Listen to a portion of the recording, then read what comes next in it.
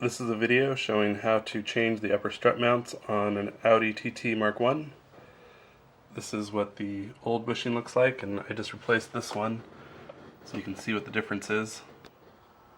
Here you can see the difference in height between the old one and a new one.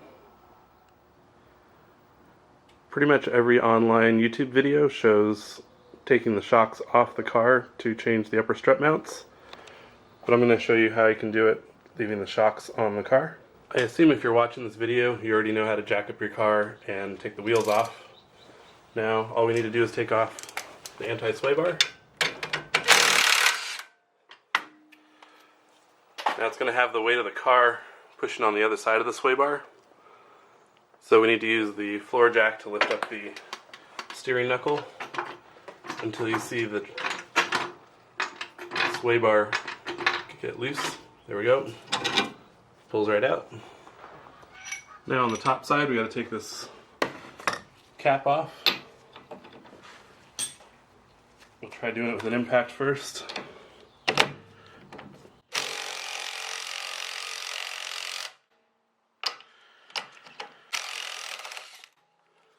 Top hat off, and see one more nut that has to come off the top of the shock. And to do this we need to compress the spring, and we're going to compress the spring while it stays on the car. So this is the point where people would start taking this bottom bolt off and disconnecting the hoses and ABS lines to remove this whole shock assembly. But we are going to compress the spring while it's in the car.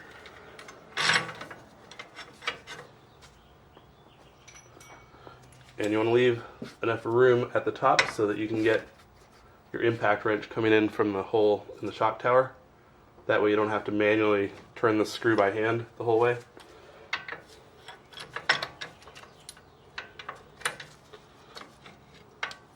So I have my spring compressors installed on the spring, and as you can see the bolt is pointed down so it doesn't hit the top of the shock tower.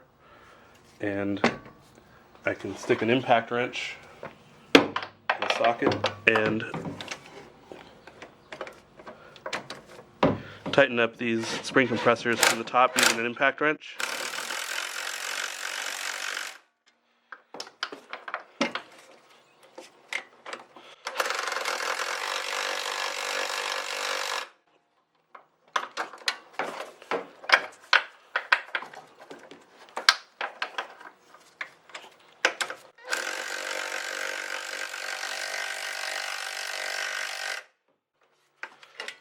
That's just enough to get it loose.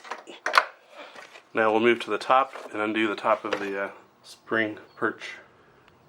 And just like before, we're going to take this nut off. Alright, so I have my spark plug socket and my Allen wrench. And now I'm just going to take this top nut off.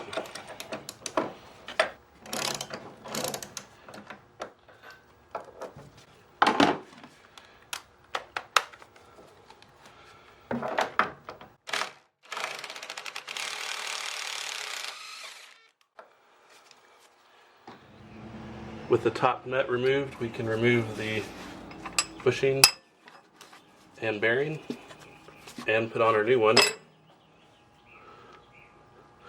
Looks like my shock is a little dead, so I'm going to use some pliers to push it back through.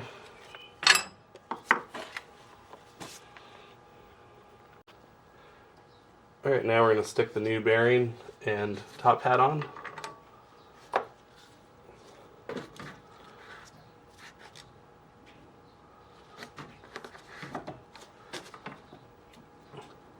And tighten the nut from the top, and we're going to use a brand new nut.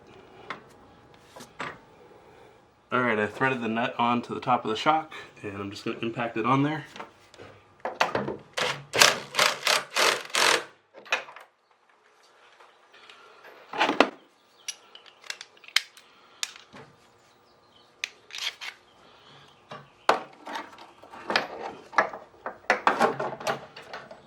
And I'm just going to make sure everything's tight.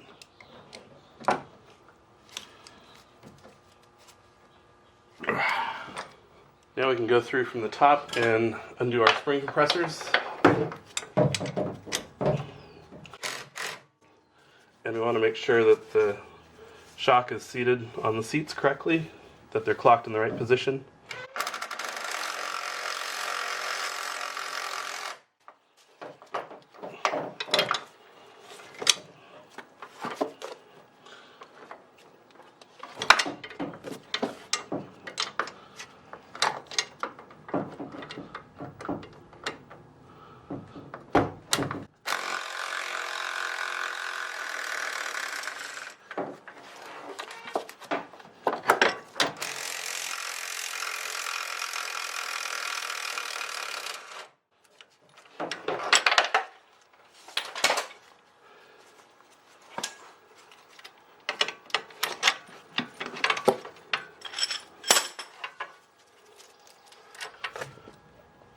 Now I can push the shock up with the floor jack.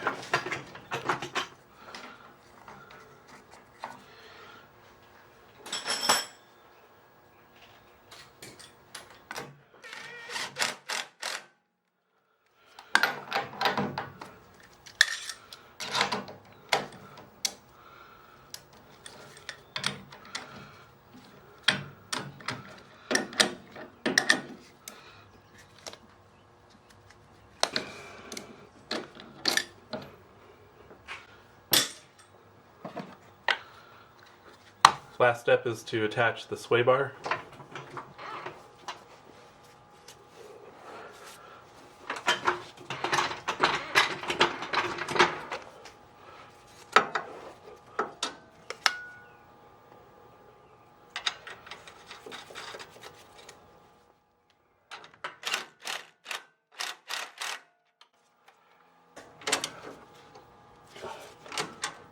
Alright, the car is back on the ground, and you can see the suspension bushing is much tighter fit than it was before.